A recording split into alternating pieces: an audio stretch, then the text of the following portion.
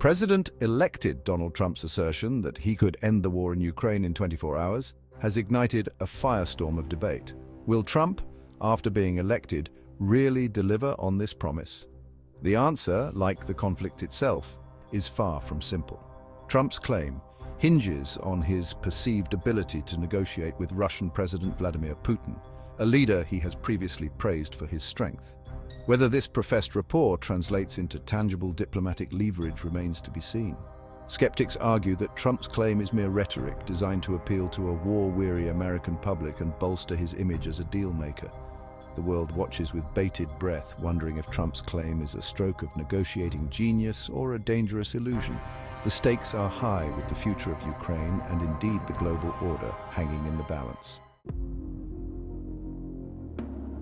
While Trump's history of unconventional diplomacy makes it difficult to predict his exact approach, some clues can be gleaned from his past statements and actions.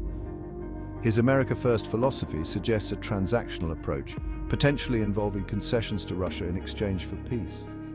Trump has repeatedly criticized US financial support for Ukraine, indicating a potential willingness to leverage aid as a bargaining chip. He has also expressed skepticism towards NATO, raising concerns among allies about the strength of US security commitments. These factors could embolden Putin, who may perceive an opportunity to extract concessions from a Trump administration eager for a quick resolution. However, Putin's calculus is not solely based on US actions.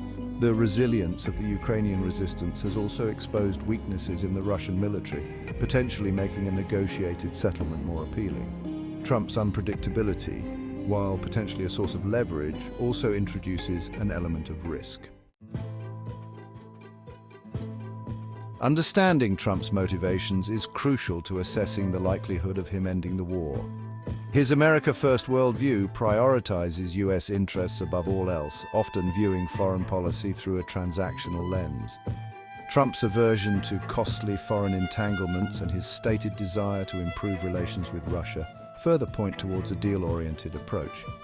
Critics argue that Trump's transactional approach risks sacrificing Ukrainian sovereignty for short-term gains. They fear he might pressure Ukraine into accepting unfavorable concessions, potentially ceding territory or compromising its long-term security to secure a deal with Putin. Whether this approach can achieve a just and lasting peace in Ukraine remains highly uncertain. Should Trump seek to fulfill his promise, several potential paths to peace exist, each with its own complexities and risks. One approach involves leveraging US economic and military assistance to pressure both Ukraine and Russia towards a negotiated settlement.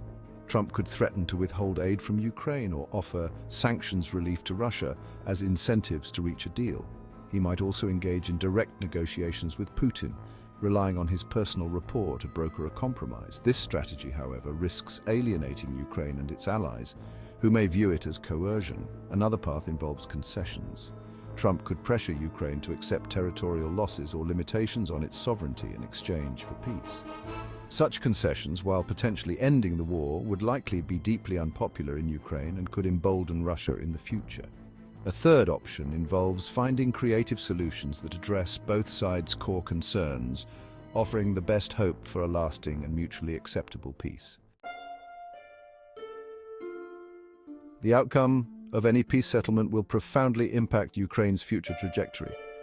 A negotiated solution that preserves Ukraine's sovereignty and territorial integrity, while unlikely, would allow the country to continue its path toward closer integration with the West.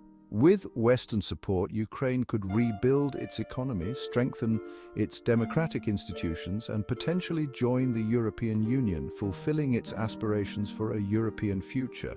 Conversely, a peace deal that involves significant concessions to Russia would have dire consequences for Ukraine's independence. Ceding territory or accepting limitations on its sovereignty would leave Ukraine vulnerable to further Russian aggression and undermine its democratic aspirations. The Ukrainian people, having tasted freedom and self-determination, would likely resist such an outcome, potentially leading to continued unrest and instability. Predicting the future of the Ukraine war is fraught with uncertainty.